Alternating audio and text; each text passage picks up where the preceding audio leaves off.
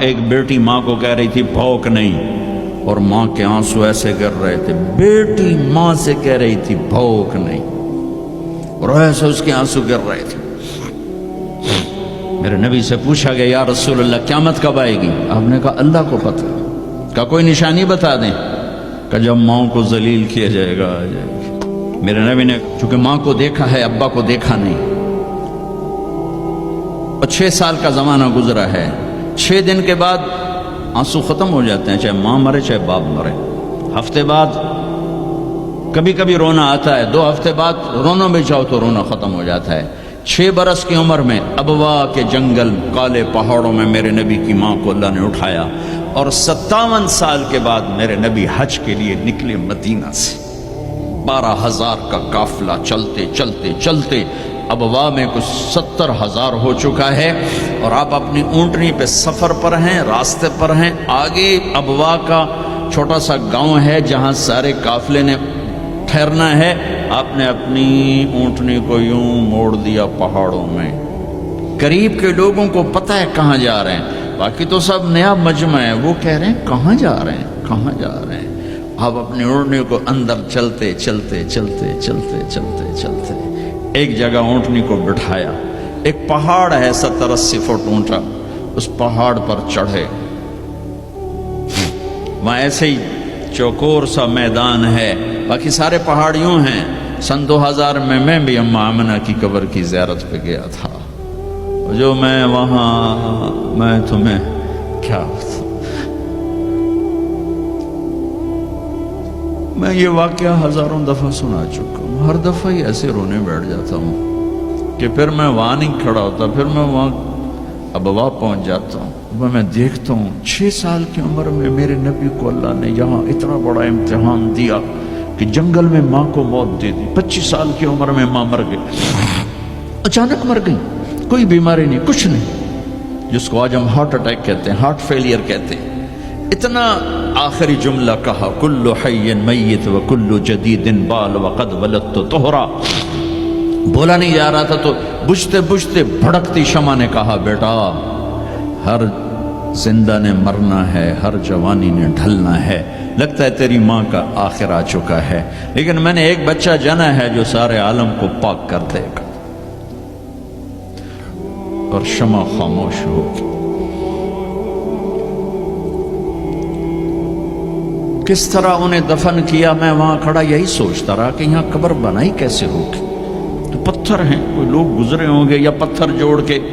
جب ایمن نوکرانی ساتھ ہیں، وہ ان کو لے کر نیچے اتری، اونٹنی کے قریب پہنچی تو آپ نے ہاتھ چھڑایا اور پھر بھاگے، پہاڑی پہ چڑھ گئے۔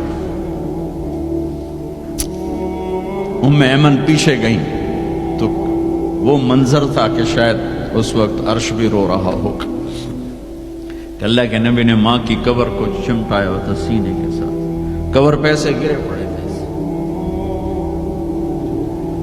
اور جب ایمن قریب آئیں تو وہ نوحہ کہہ رہے تھے کہ پتھر بھی پگھل رہے تھے کہ ماں جی آپ کو تو پتا تھا آپ کے سوا میرا کوئی نہ تھا، آپ مجھے چھوڑ کے کیوں چلی گئی، آپ مجھے چھوڑ کے کہاں چلی گئی۔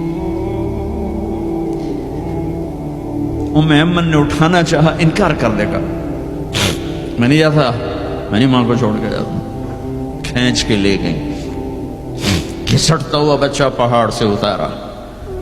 2 دن روتے روتے مکے کا سفر ہے، پھر کھانا بھی بند ہو گیا، پینا بھی بند ہو گیا، سوائے زمزم کے چند گھونٹ پانی کے سارا دن نہ کھاتے تھے نہ پیتے تھے، اکیلے بیٹھے رہتے، نہ ماں نہ باپ نہ بھائی نہ بہن۔ اللہ 57 سال کے بعد ماں کی قبر پر پہنچے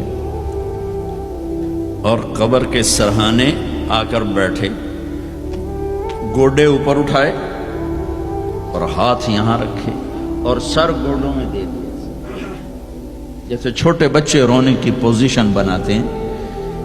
یہ چھوٹی جگہ میں دکھا نہیں سکتا، اور پھر جو رونا شروع کیا، اتنا روئے کہ ساری داڑھی سارا سینہ آنسوں سے بھر گیا۔